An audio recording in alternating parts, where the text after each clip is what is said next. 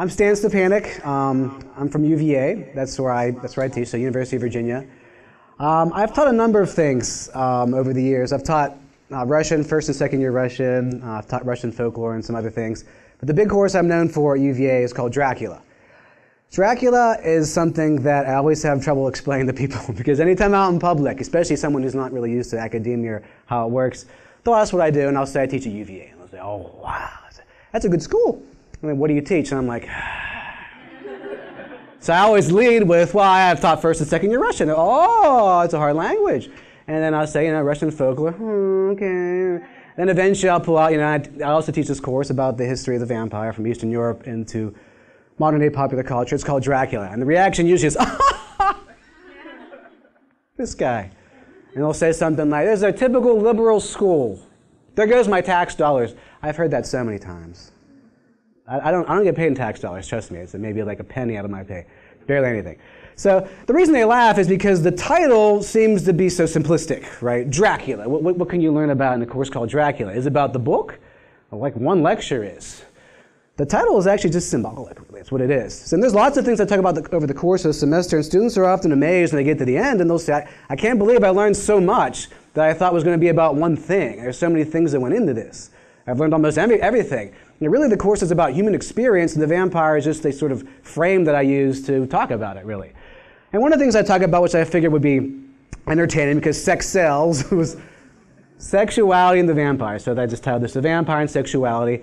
And I'll explain who that is in the picture. Though I wouldn't doubt you know who that is, but I'll explain a little bit later here. So the reason I decided to talk about this is because today the vampire is readily associated with sexuality. The vampires are sexy, and we want to take them out on dates, and we want to have their babies. And it seems pretty simple, but if you understand where that all came from, it's actually pretty amazing how it got to that point. So where did it come from? What was the vampire like in original folklore? Of course, there's a lot that goes into that, so I have to really restrict what I'm talking about. So where does sex come in with the vampire? How did it become that?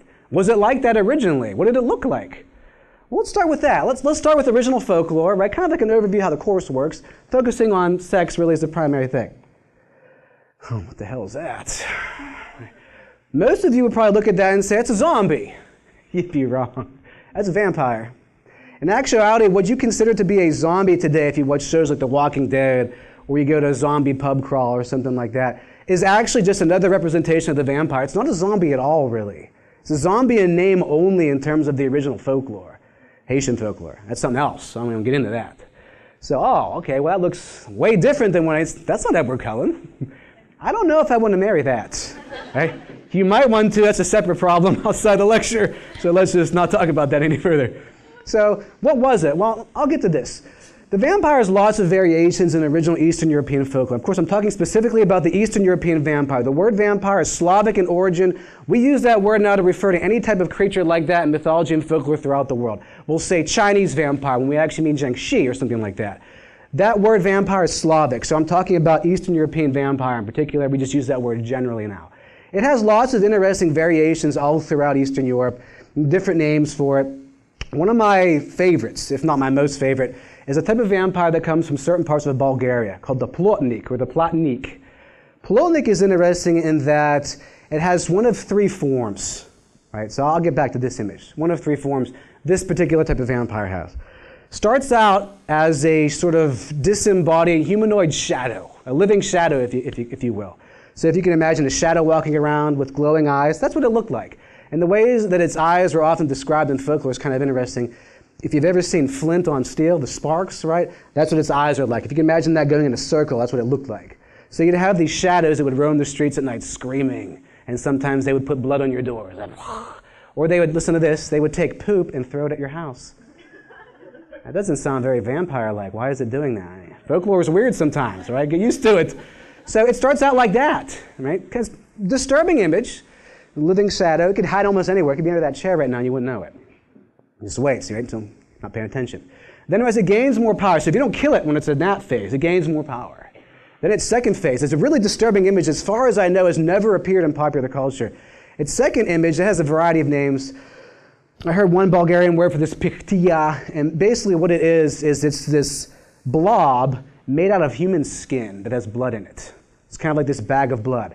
Another description I came across once was if you could imagine a human body without bones in it, what would it look like? It's a pretty disturbing image, actually. It'd be kind of like this puddle of organs and flesh, and it moves around like an amoeba. Climbs up the walls, and it hides in your ceiling, right? You sit there in bed, and it just falls on you. It's a pretty disturbing image, right, this thing. Now, when it gains more power from there, it's kind of vulnerable there. You can put some thorns, for example, in your doorway. It can't come in now. It will pop and die. So it's kind of vulnerable. Now, if you don't kill it in that phase, it gets to its third level of power, right? Level 9,000, if you don't mind the Dragon Ball Z reference there. Right? It gets really powerful then, and it's its most dangerous point. When it becomes fully the plotnik or vampire, it's now at its highest level of power. What is it then? Get this.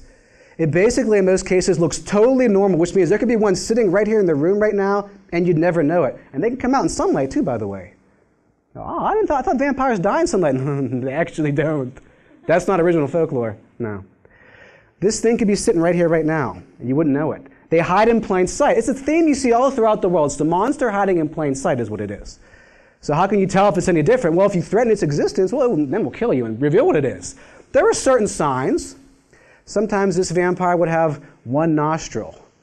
That guy over there ain't got one nostril. Clearly, must be a plotnik over there. Okay, that's an odd thing. Or if it was an individual who didn't want to have sex anymore. Listen to that one. That's what I mean. There's a sex thing there, right? Hey, Yvonne, I thought that was Yvonne there. Yvonne disappeared for like a week. Everyone remember that? Oh, yeah. He doesn't want to have sex now.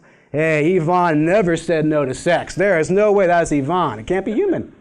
That's the way you can point this one out. He doesn't want to have sex anymore. Clearly, it must be this creature of the damned over there who doesn't want to have sex anymore. So interesting, right? But quite different from what you're used to. In most cases, though, this is what the vampire was throughout Eastern Europe. A reanimated corpse is what it was in most cases. Not all, but most cases.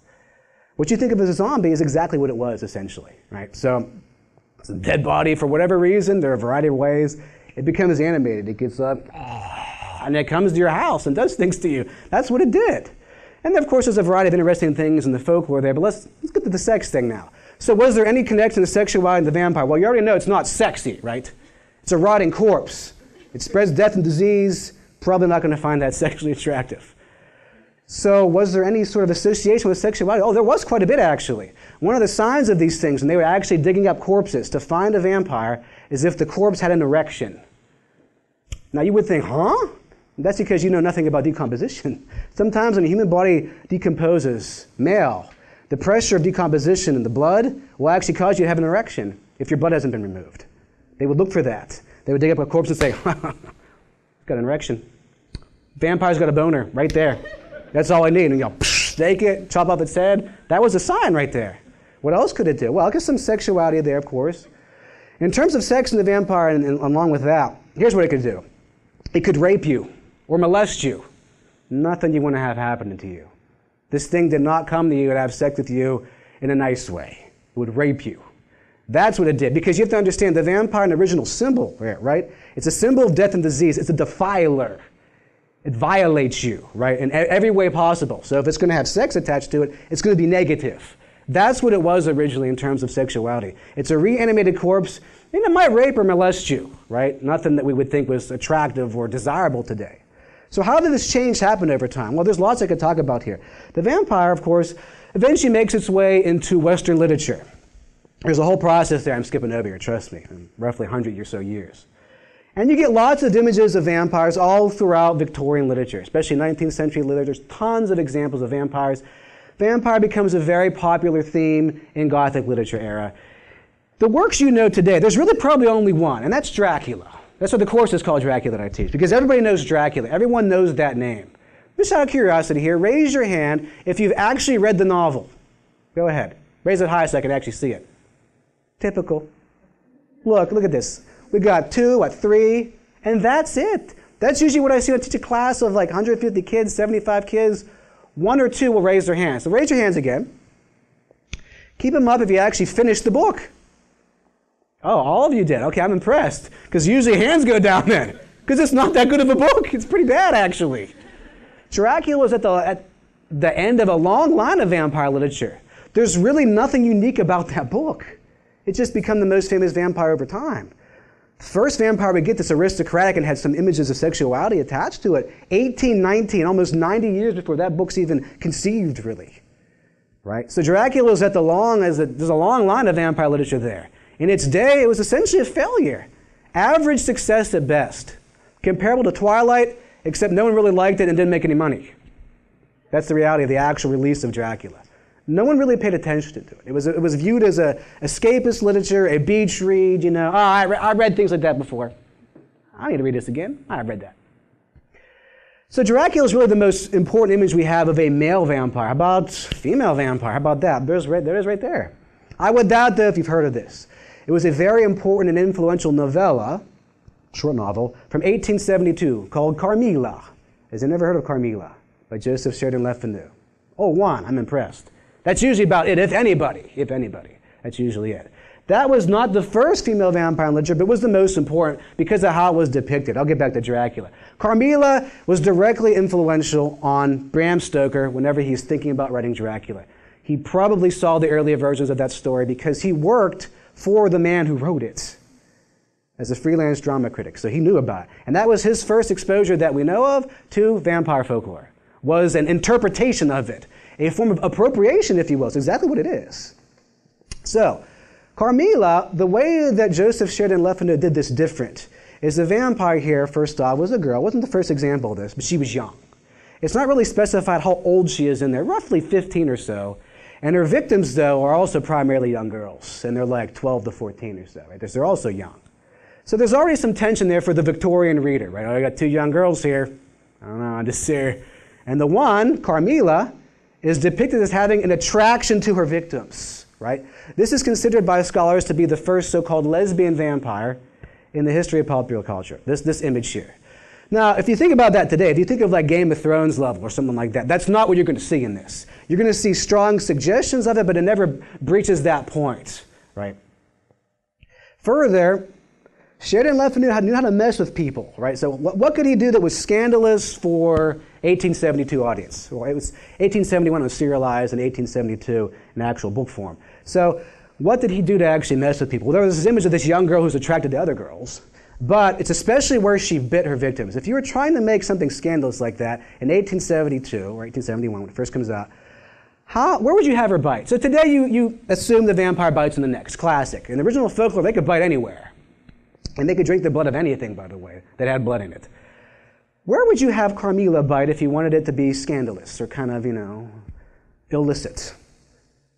Oh, there it is, right? I've had people guess the thigh. That's a good one. One year, someone was brave enough to say the vagina. I was like, that is a big risk. To say that, you took a chance. That would be very scandalous for 1872, also probably today, but that's not where she bites. It's the breast, actually. She bites them on their breasts, right? That's an image in American popular culture. We still sexualize the breast image, right? We see someone breastfeeding. Oh, wait, that's what those are for. Forgot. Right? So that, of course, is a sexualized image at this time as well. So she bites in the breast. So Carmilla was clearly attached to sexuality, and it influenced Dracula. Now, I know we have at least 4 of you here that read Dracula.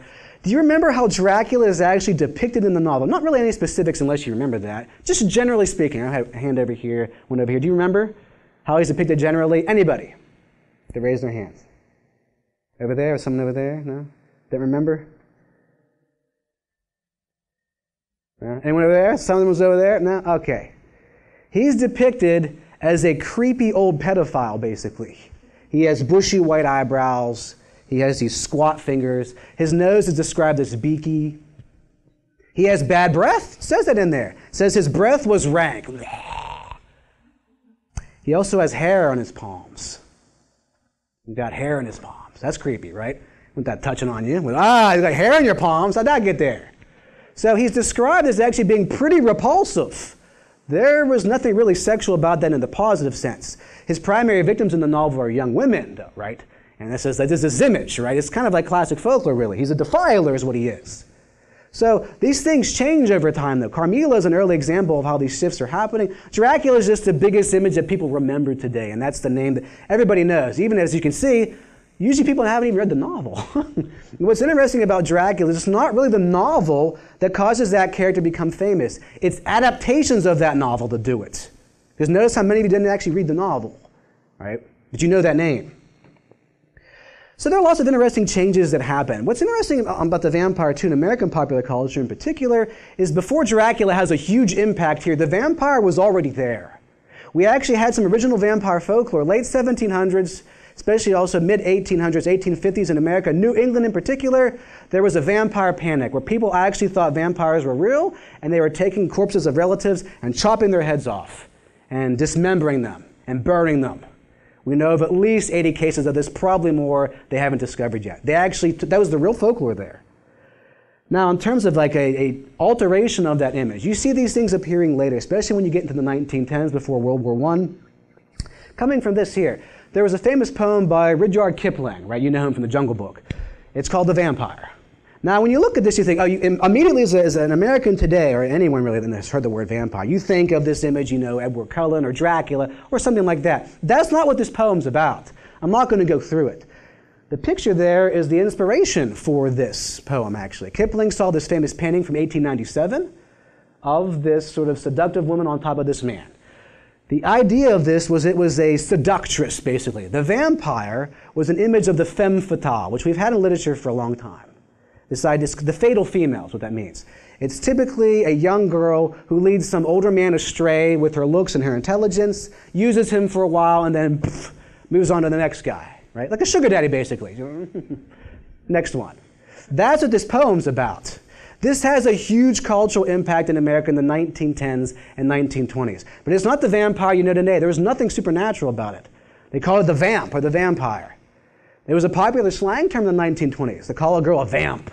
Usually this was reserved for women, although you sometimes came across it for men, but typically it was women. Here's a famous song from 1928, Fascinating Vamp. Anyone ever heard this song? You never heard this song. No. People forget things fast. This is the image of the vampire before we have these changes in popular culture. This is what vampire meant to most Americans. They may have known about that supernatural thing, but this is what it was.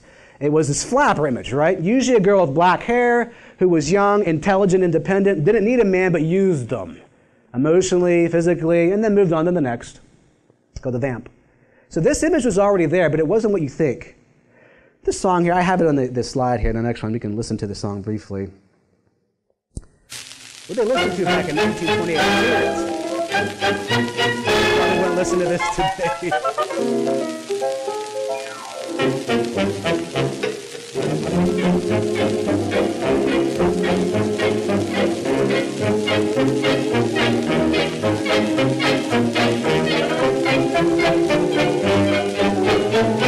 That's enough, I think. Gives you an idea. There's no actual vocals in this particular song. This is the image we had. Here's another example of sheet music for the song. This is what the vampire was before. There are some famous movies with this image there. And then things come to a drastic change in the 1920s, late 1920s. Bela Lugosi, American icon. Hungarian born, though. He was a Hungarian actor, makes his way here. Eventually, he becomes this huge icon through one role entirely, and that's Dracula. He did many other roles. In fact, he's tied into the zombie tradition in American popular culture. He was in the first zombie film ever made, White Zombie, 1932. Maybe you've heard of it. Dracula, though, is really all he's remembered for. Bela Lugosi first plays Dracula on stage 1927. And when he plays Dracula on stage, this changes the image. This is not how Dracula is depicted in the actual novel. He doesn't look anything like this. Like I said, he's basically a creepy old pedophile is what he is. He's not this sort of suave Eastern European aristocrat. That's not really what he is at all. He's this creepy old guy. Now, what happened here is the director of this film, Todd Browning, who you see in the upper left there, when he was creating this film, all he did is he used the stage version that already existed. The film comes out in 1931. Bela Lugosi was legendary in that role. Whenever he portrays Dracula, he became a sex symbol for that role because of his exotic accent and the way he moved on stage. Women adored him. He said he would receive countless fan letters, especially from women, and they would want to have an affair with him, or they wanted him to bite them on the neck. Please bite me. And they're being serious, right? Because in that role, he became a sex symbol. Right? And that's not what Dracula is in the book. So Lugosi is really the primary reason this shift starts to happen in American popular culture, and then this affects the world. The way that Bela Lugosi looked, the way he talks, is still the stereotypical vampire image that most people have especially in the United States. That way of talking. Vampires talk like this. No, they don't. Do you think that's in the novel Dracula? It says he has an odd intonation in there, but what's that mean? It means he has no breath coming out of his lungs, so his voice sounds hollow is what that means. It doesn't mean he talks like this. It doesn't say that in the book. That's how Bela Lugosi talked naturally. That was just his accent. But people associate that then with vampires in general. And this is the way they talk today because of that. And the widow's peak hairline. He had a huge impact on that image. This then begins this whole shift in how the vampire changes in popular culture. Lugosi is critical. He is the most important depiction of a vampire or Dracula in the history of popular culture ever. This is the image right here. Let me just show you the trailer here briefly, give you an idea of how he talked. So the film comes out in 1931, as I said, and they just took the play version basically and filmed it and added some things to it.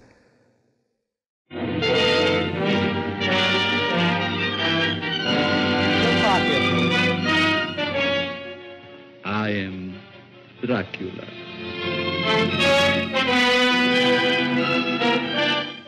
A moment ago, I stumbled upon a most amazing phenomenon.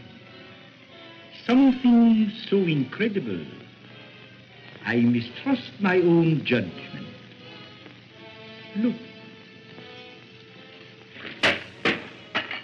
Dracula.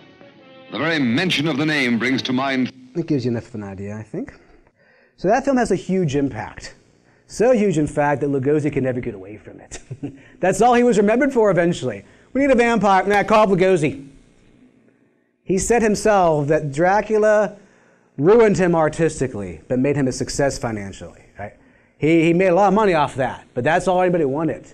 Eventually, he's buried in his own cape. He's like, whatever, bury me in it, might as well. But this is really the shift here. Sexuality here. Bela Lugosi was a sex symbol for that role. He's dead now, right? In terms of the film, he doesn't die until much later, 1956. So they make a sequel then to that, Dracula's Daughter. You probably have never heard of this film. 1936, 5 years later, roughly, first sequel to Dracula, 1931, Dracula's Daughter. This is a highly unique film for its day, way ahead of its time. Dracula's Daughter. What they essentially did for this is they took this original first chapter. Well, there was like 3 chapters of Bram Stoker excised from Dracula before he published it. And he recycled that later. He wanted to use it as a short story, which his wife eventually publishes after his death. That short story is known as Dracula's Guest today. It had other titles, though, and one of those titles was Dracula's Daughter. So Universal takes that short story and decides to make a new vampire film based on that. It's supposed to be a direct sequel, but it's loosely based on that story. And what they did here that was different is the central focus was on a female vampire as your main villain and your main role. There she is right there. She's called Countess Zaleska. Countess Zaleska. This film was a little scandalous to people in 1936 because something you have to understand is that at this time in film, one of the difficulties that the first Dracula film had is there's a censorship system in place there called the Hays Code. The Hays Code lasts technically from 1930 until 1968. That film restricted what could be shown in films. That code is what it did. It's completely arbitrary, though. It wasn't actually law. It was just a court of public opinion, right? People getting triggered, so to speak. And they wanted an answer to that, right? They wanted an answer to the problem, so they blamed the film industry for the so-called immorality of the 1920s that led to the Great Depression. They blamed films for that. That was one of the things that Americans did back then. How did we get here? Is it because I got a house loan I couldn't afford?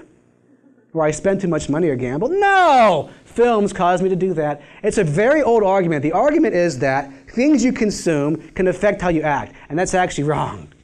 Nah, it's not how it works. We have that argument today. Video games, right? Anytime there's a tragic shooting, they'll say, they played too much video games. The video games did it. The video games did nothing. The person did it, see? If you blame it on that, you're taking morality out of the picture. It's deterministic then, right?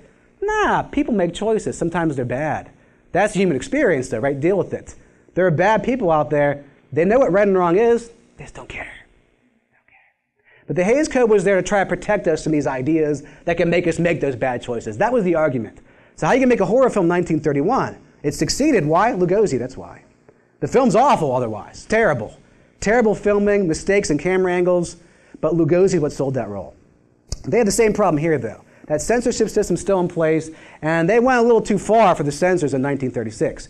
This is considered to be the first depiction of a lesbian vampire in the history of film. Okay, what did it look like? Let me show you. Now you're coming from like a Game of Thrones mind, so you're like, oh, here we go. This is gonna be really saucy. I can't wait. Let's check it out. Okay, it's really just one moment. I'm gonna show you the trailer, just bits of it. There's really only one moment in this movie that the censors had a problem with. Let's see it. You're not even gonna notice it today. I'm gonna have to explain it to you. Here we go. All right.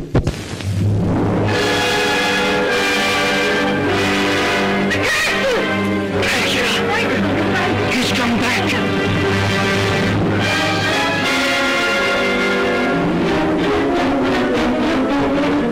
Sander, look at me. What do you see in my eyes? Death. Okay, it's coming up right here. Okay, so Gloria Holden, by the way, the actress who plays Countess Oleska, incredible job. What she actually also presents, which you don't see in the trailer here, is a sympathetic vampire. A vampire that laments its own existence. This is way before you get to Edward Cullen, right? That image had already been there, trust me, for a long time. So for roughly the first 20 or so minutes of the film, she doesn't like what she is, right? You feel bad for her, actually. Anyway, here's this particular scene. Now, even looking at it right now, you can kind of probably point some things. Oh, okay, well, her shirt's about to fall off, the girl on the left there. Okay, that would have been definitely something noticeable in 1936, but that really wasn't it. Second thing is you got two women alone in a room. Oh no, look out, today you say, oh, so what? Right? I got a dorm mate, you know, it's a girl. Hey, you got careful here, it's 1936. Now let's see here, this particular part. It's a brief thing, here we go. Here's the scene of so-called lesbianism. Get ready for it. Let's check it out. Excited. Do you like jewels, Lily? This is very old and very beautiful. Please don't come any closer. What about this would even suggest lesbianism to you today in 2017? Can anyone figure it out? 1936, what didn't they like about this scene? It's the way she talks. What about the way she talks would make that troublesome in 1936? Can you guess? You heard it twice. Anybody? There's this sort of suggestion of sexual or emotional tension in her voice. The way she talks, she's kind of like, as if she's ready to pounce on her or something, right? Barely noticeable in 2017. You're ready for Game of Thrones, rubbing thighs or something. You're like, where is it at? And that's all it is. 1936, that was enough. Oh, I don't know about that. Right? She sounds kind of like she might sort of maybe want to sort of kiss her or something in the way she talks. That's all it was, right? That's all you needed. And in reality, really, her primary victims are men. She's using girls to get to a guy ultimately. So really she's bisexual, not lesbian. So you see these things changing over time. The next sequel to this, or the final film, the trilogy, 1943, Son of Dracula. Imagine the brainstorming session behind this one. All right, what's the next one? Son of Dracula. All right, do it. Right? They didn't think really hard about this. You got the daughter out of the way. What would we do next? Cousin, maybe? They didn't do that, thankfully. They stopped at son. This is the last of these. Now, look at that girl there. Now, this film, you know, has a number of things that it really contributed to the development of vampire in American popular culture. First vampire in the American South, for example. First time you saw a vampire change from human to bat form on screen. Wow, amazing. Pretty minor film. In terms of sexuality, though, right, you got some of the same things going on here. And then the actress here who plays the character Catherine, she's bringing the vampire from Eastern Europe into America. So you have the shift in locations now. I don't care about what's going on over there. We want to bring it over here. It makes it scarier. And Catherine, the way she's depicted, is in many ways a retention of that vamp image from the 1910s and 1920s. This seductress who knows what she is, and she knows how to mess with her victims. You can hear that in her voice. I'm going to show it to you briefly. So you have a partial retention of that vamp image, except by now it's entirely supernatural.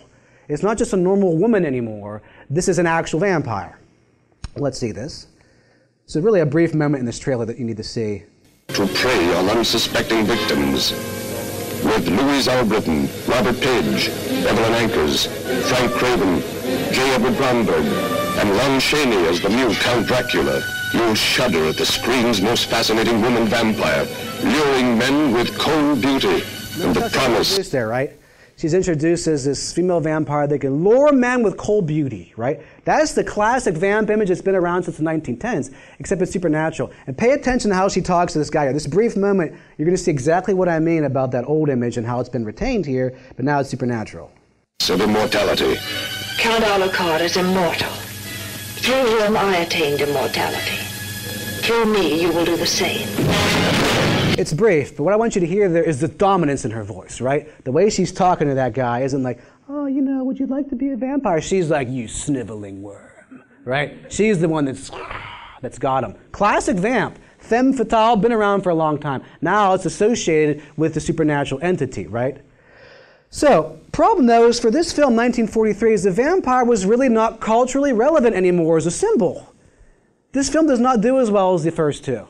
In fact, the vampire film at this time is more of a B-movie. There are some films that occur after this. By the end of the 1940s, the vampire was basically irrelevant as a cultural symbol to Americans. Died off. 1950s, you only had 2 films in America that were released, that were American-made at least, about the vampire. Compare that to the 1980s when you got like over 80 films. Big difference. People weren't interested in that anymore. They were interested in science fiction because you had the Cold War, right?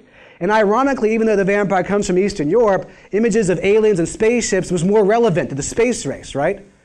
Professor Bohr yesterday talked about Sputnik, right? That's what that's about. That's why they like those films with aliens and flying saucers. It's a foreign threat that's indeterminate and amorphous, right? What is that alien country over there? What do?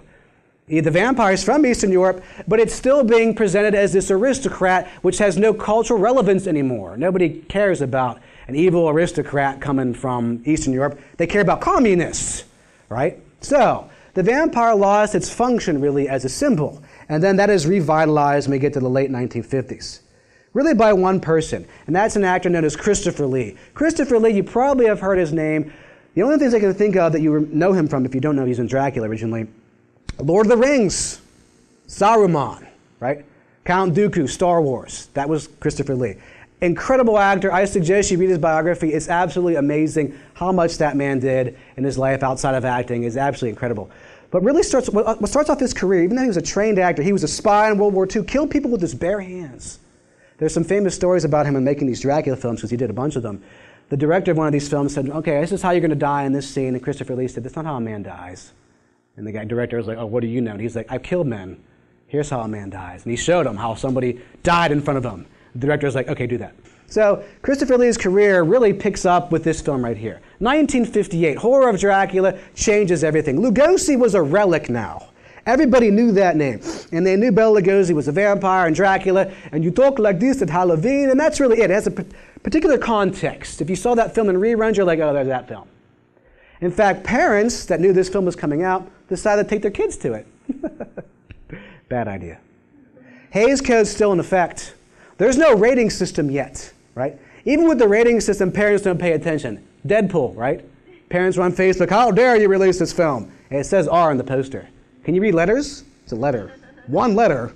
I mean, I don't know how else to help you if you can't read a letter. R means you probably shouldn't take your 8-year-old to see that movie. In their defense, in this time, there was no rating system. There was the expectation that film was generally censored and controlled by the Hays Code. Oh, whatever. And the parents who had kids at this time had grown up with Bela Lugosi type images. So they said, oh, little Johnny, whatever, whatever their kid's name is, I want to take you to see this new Dracula film. It must be a remake of that old Bela Lugosi film I saw when I was 10. No, it's not. This film is a British film. Although Great Britain had a censorship system in place, it was different than in America. You had more violence, more sexuality, nothing like you would expect from today. When this film was released here, they had to retitle it first off because we already had Dracula. In Great Britain, it's just called Dracula because Bela Lugosi had no real cultural impact there. Here, you couldn't just have Dracula on the marquee because an American would say, oh, seen that film. Why do they have it again? So they wanted you to know this is a different Dracula film and not just in title. That's what they called Horror of Dracula. Right? This is scary. Parents, though, didn't know. Tons of stories about parents who had kids crying and hiding under seats, triggered, if you will. Right? You think that's a new idea? People getting upset over nothing? No, it's not. Kids hiding under seats screaming. Children who would see anything that related to Christopher Lee and would cry for months. Like, ah! Can't take my daughter outside. They wanted the film removed from theaters, right? Take it out of theaters. How dare you show this horrible travesty of a film? If you see it, you'd laugh at it. All it really was is a little bit of blood dripping from the mouth here, suggestions of sexuality, more than what people were used to, but in comparison today, you would laugh at it. But in 1958, it was shocking. It's changing censorship. People are like, I want to see more of that. Teens, young adults are like, oh, I like this because my parents don't like it, right? It's a symbol of rebellion. This film is arguably one of the reasons why you had this British invasion. It's part of the first British invasion. The Beatles, they didn't come yet. This film is one of the reasons why teenagers got so interested in that country. They're like, what else you got over there? After they see this, they're like, I want more of this stuff. Oh, Rolling Stones, give me all that. Bring it over here. I want more of that. And my parents don't like it. Awesome. And sexuality was used as a selling point here. But it's not really symbolic anymore, right? It says, Countess Zaleska, 1936. You've got to read into that. This, clear suggestions of sexuality. In fact, one of the actresses was told by the director, I want you in this scene, after you've been attacked by Dracula, I want you to act like you've had the greatest sex in your life. And that's what she did. You can see it in her face, that she hated it but loved it. That's the way she depicts this victim image here. Images of sexuality. Notice the woman here. You're not in the film. Who is that? It's sort of like one of the girls in it. What? This scene never happens. What the hell is that? Right? Sex sells, right? So now we're associating these ideas more and more. A French director then, 1960, gets his own idea. He sees the popularity of Christopher Lee. He's like, I'll make a vampire film. You can't use Christopher Lee. Christopher Lee's basically owned by Hammer Studios in Great Britain. So he says, oh, I need something else. And this director of this film, Roger Vadim, is basically one of the reasons why the French film censorship system was falling apart. He had already pushed a number of boundaries, and he was a legend in his day. Now, he wasn't known for plot and character development. He was known for his artistry. He was great with color and shape, and he knew how to film. Blood and Roses is a great example of this, if you ever watch it. So Roger Vadim is looking for inspiration. Dracula's already done, so he finds Carmilla. He says, no one's done this. Actually, somebody had it, just wasn't that successful, and not really known at all. So he creates a new Carmilla film. Close to the novella in comparison to earlier films, but not really that accurate in terms of presentation, but he changes things. Look at this advertisement. This isn't Countess Zaleska 1936. This is an original advertisement they call a lobby card for this film in 1960, 1961. This is what you would have seen in the lobby of a theater, perhaps. Hey, honey, I want to see Blood and Roses. Yeah, why is that? Hey, wait a minute. Is it because of this here? No. Bats. I saw the bats there. Look, okay, yes, it's a picture, right? I mean, they look like they're kissing, right? That's what's going to happen here. This isn't something in the voice you got to read into. This looks like two girls about to kiss, clearly. Vadim was a genius in how he did this. If you see the actual trailer, you won't even understand it then. It takes really the whole film. The censors didn't care about this. They cared primarily about the suggestions of vampire violence in the dialogue, and that's all they really change.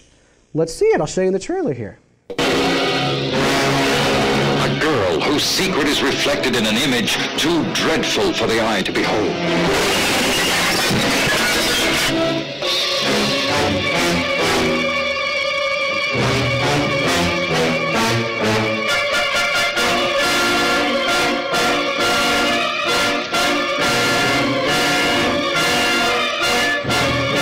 Okay, first off, I just pause it here. You see vampire violence in the film. Bite marks on the neck. You say, oh, so what today? They wouldn't show that in 1931. In fact, they didn't. They mentioned in the dialogue, they can't show the bite marks. Too violent. In 1960, don't care anymore. Now, here comes that famous scene. You're going to see her creeping on the victim man. Let's see what she does.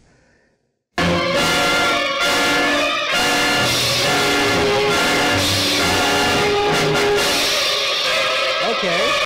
What else can it be, right? He's smart. He was using lesbianism in this film symbolically. What actually has happened in this scene you don't see in this trailer is the victim of Carmilla here, or this woman who's been possessed by her ghost, cut her finger on a rose and put the blood on her lips. So she's whipping her finger.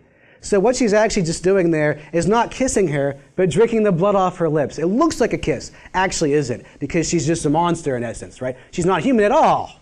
But when people saw this, right, that's what it looks like. Right? So these things have clearly changed over time.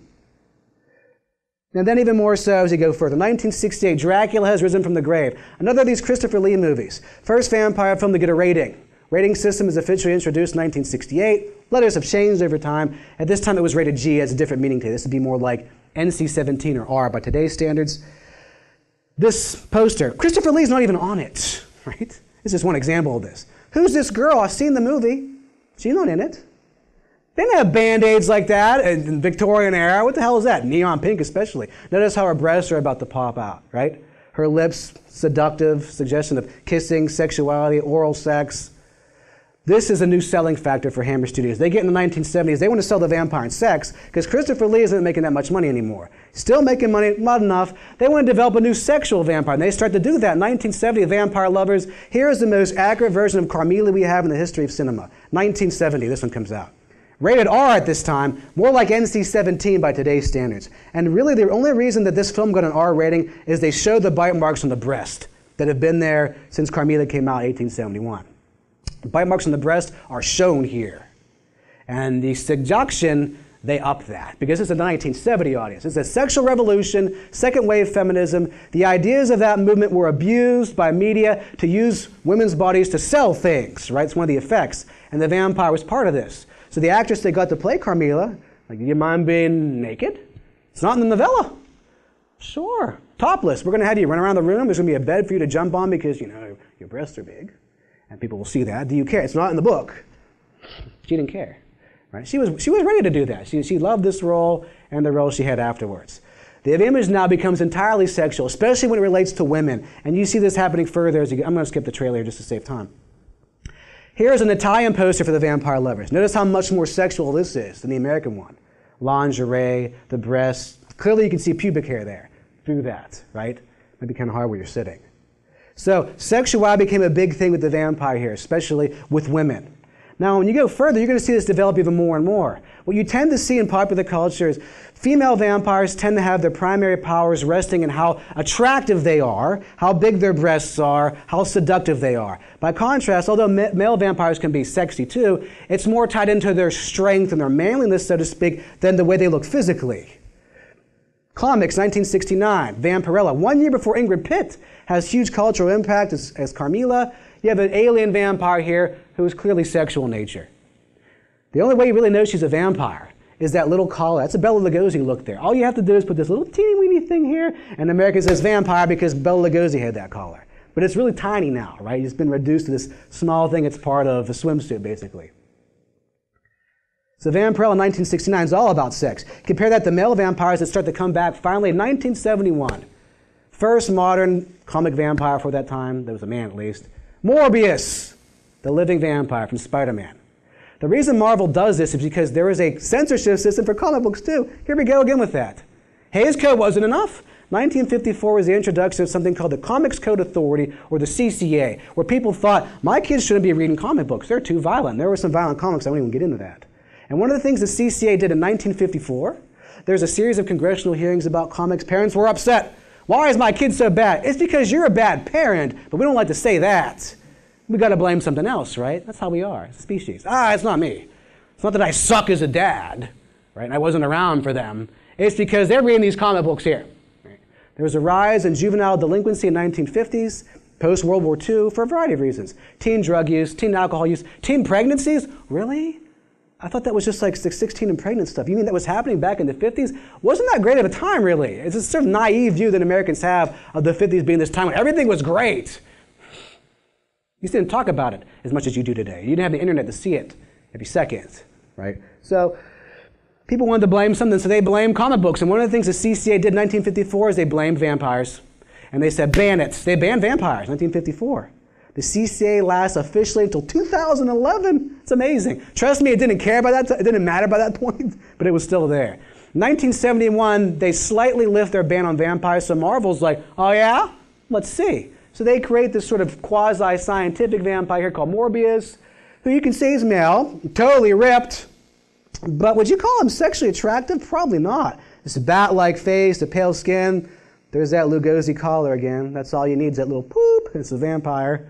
Because the CCA said as long as there's some reference to classic vampires, we're okay with it. They're like, all right, we'll just give them that poink. That's enough. We'll go with that and the sort of bat thing there. You compare these characters today, it's clear how they've changed, right? Morbius is about his ferocity. Vampirella, I mean, you notice how big her breasts have gotten over the past couple of decades? That's like, what, 5 cup sizes now? How does this happen? What is she doing there?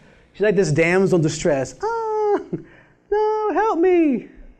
This is what you tend to see in popular culture today, this dichotomy where the male vampire's strengths are primarily in his physical strength. Women, their sexual assets really is what you tend to see. And this is how this has changed. Now, all these things are interesting, but the biggest change that happens in the 1970s is this famous novel right here, Interview with the Vampire in 1976. Anne Rice. You probably heard the name. As far as I've heard recently, HBO apparently is going to be doing a whole like Game of Thrones type series out of every single book she wrote. Get ready for that one. So at any rate, when this novel comes out, it was revolutionary, but not in how it presents the vampire. typical folklore there that's been interpreted and appropriated, if you will, over basically 2 centuries now. What she did that made it different, though, is this story is told from first-person perspective, from the perspective of the vampire. And nobody had done that yet. So you get to experience the book as the main vampire, Louis. You understand why he cries, and he cries. He cries in there, and he's got emotions, and he's sexy too, right? So sexuality and this first-person experience, this sympathy or empathy, if you will, with the vampire becomes this new thing. First person to think of doing this, because before this, the vampire is a thing to be hunted down, and now it's a thing you can relate to. I know what that feels like. Poor guy, who's a vampire actually, not a human, right? So we grew closer to vampires here. They've changed over time from that corpse to things where we look at them and say, oh, wow, I want to die, I can't wait to have that thing's baby, right? Completely alien to how the Slavs viewed this centuries ago, right? Now we got things like this. Oh yeah, Team Edward, woo! When I first saw a Twilight film in the theaters, because I did see one of these in the theaters, New Moon, when that came out, the theater was completely packed with primarily 12 to 14-year-old girls. I'm thinking, can I be here legally? I don't even know if I should be sitting here. This is not appropriate, probably. And they loved it. Scholars have wondered, why did this do so good? It's garbage. There's nothing unique about Twilight. Total trash. Absolutely horrible. There's nothing new about it. It's sparkling. Sparkling thing's not new. Oh, didn't know that, did you? Well, but they get married. And that's not new either. Vampire love story? Definitely not new. Well, they have sex? That's not new at all. There's nothing new about it. Why did it do so good? Because what has happened over time here is we've gone from that reanimated corpse to something that's so human, you can't tell it any different anymore. It's more of an ideal now. I want to be that. I associate with that. It's super strong. It never gets sick. It never dies unless you cut its head off. It's really sexy. It's ultimately attractive. And scholars have wondered, and there were lots of articles about this film series when it came out in the novels too, why did it do so good? Primary demographic is young girls. Why did it do so good? Edward Cullen is in many ways a reiteration of a character type that had been around since the 19th century. They're called the Byronic hero. I'm not going to get into that. What he is, in essence, is the bad boy who needs to be tamed, see? It's this fantasy we teach our girls that there's this guy out there, he's rough around the edges, but inside there's this heart of gold, and whenever he falls in love with you, it's all going to change. It doesn't happen that way, right? This is part of this fantasy of love and sex. In actuality, Twilight's more about abstinence, really, right? Saving yourself from marriage is actually what this is more about. The people latched onto this. There was Twilight-themed sex toys. Can you believe that? For guys and girls. Who want to buy that, right? People did. They consumed this because what happened here is the vampire became relevant in a new way, right? For that new generation that needed to have its symbols. The vampires become so human over time that it relates to us and it mirrors us as a species, right? Before, the vampire's original function was a symbol of death and disease. It explained things that people didn't have access to. They didn't understand viruses and bacteria back then. That's the function of that thing there. We generally understand these things now. We don't really fear disease like people did back in the 18th century, for example. But there are problems we haven't figured out, like poverty, racism. So you'll find the vampire symbolizing these problems now because it helps us to really understand and deal with them. We deal better with symbols than we do actual problems sometimes. The vampires become so human over time and so attractive that it relates to us and we associate with it and we use it to understand ourselves, right? And sex is just one component here. True blood, the sexy vampire, who originally would have been a rotting corpse, is now so human that you want to be a part of its world, right? It's amazing. Questions? I'll open the floor for questions now. I kind of crammed some things there, but got everything out there I wanted to. No questions at all? Okay, what do you got? So when you dig up the male vampire and it has an erection, that's how you tell it's a vampire. What do you do with female? Oh, okay. Good question. So first off, this is just one sign of vampirism, right? I'm just going to the sex thing here. One sign of vampirism, only sometimes, not all the time, was if the corpse had an erection. There were other things too. Did it have new skin? All those so-called signs were just misinterpretations of natural decomposition, which the average person even today knows nothing about. I do. Used to work in the funeral industry, so trust me, you can ask me some neat stories if you want. But that was just one sign.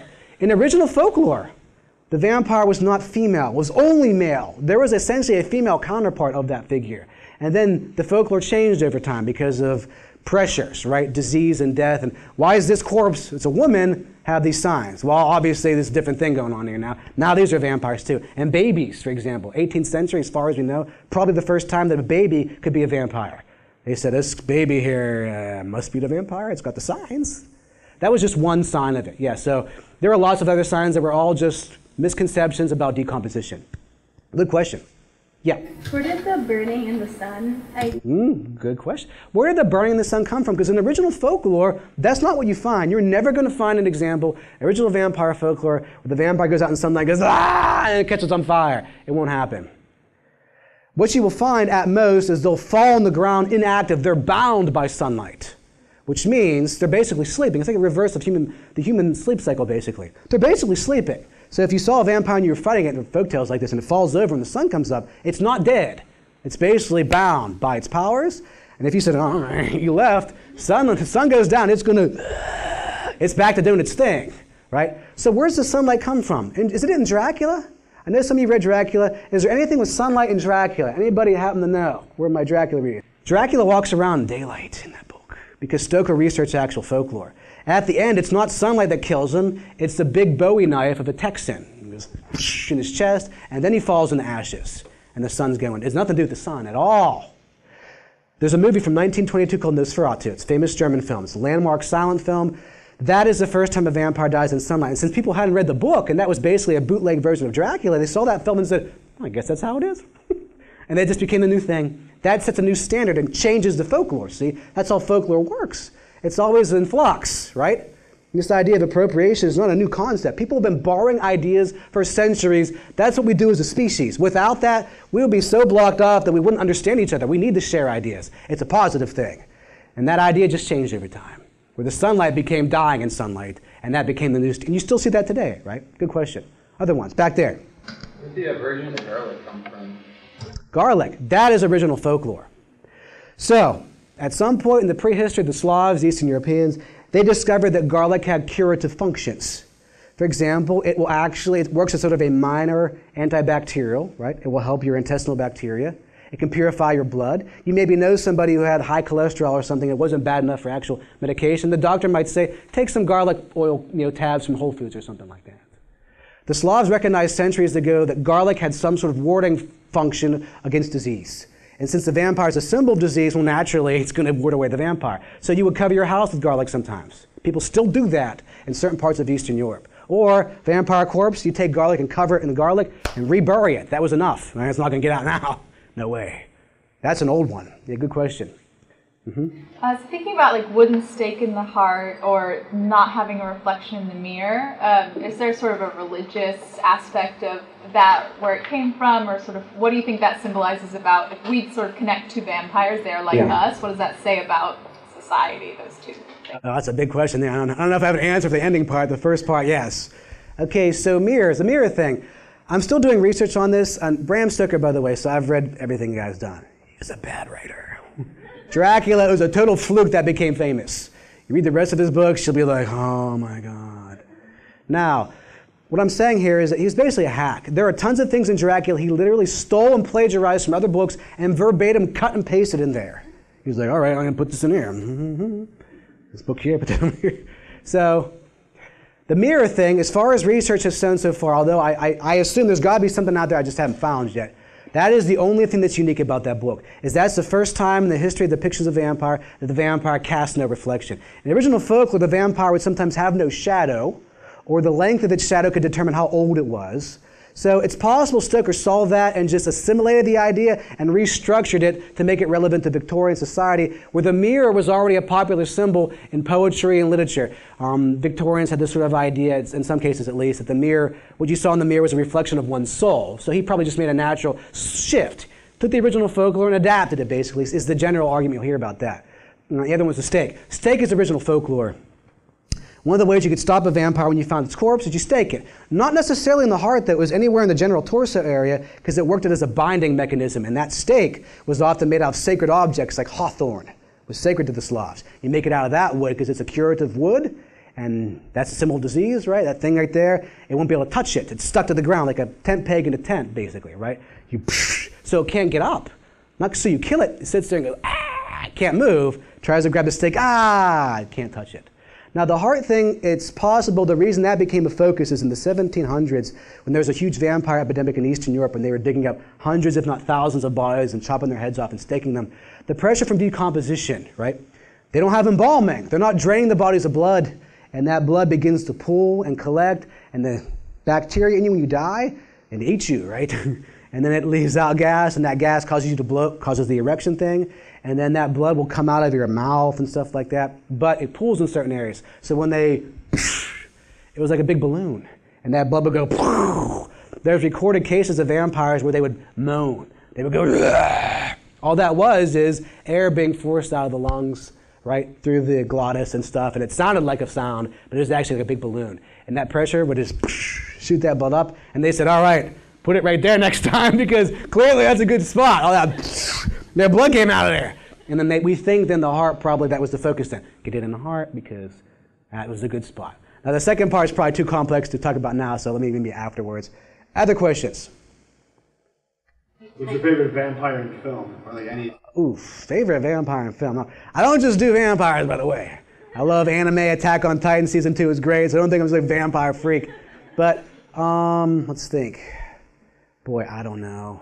Honestly, I would say, in terms of everything I've seen at least, Dracula's Daughter 1936 is an incredibly unique film for its time, and the way that Gloria Holden portrays this sort of sad side of the vampire, really for the first time people had ever seen in film at least, is amazing for its day. That film really, and that's, by the way, that film is what directly inspired Anne Rice to write Interview with the Vampire. When she saw that, she said, wow, it's a vampire that feels bad about what it is.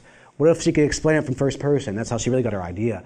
That film, I mean, if you watch it today, you probably would find it boring, but just in terms of the overall history of vampire films, that one's always stuck with me because of how unique it was for its day and really what it does later. Good question. There are other things that are good, but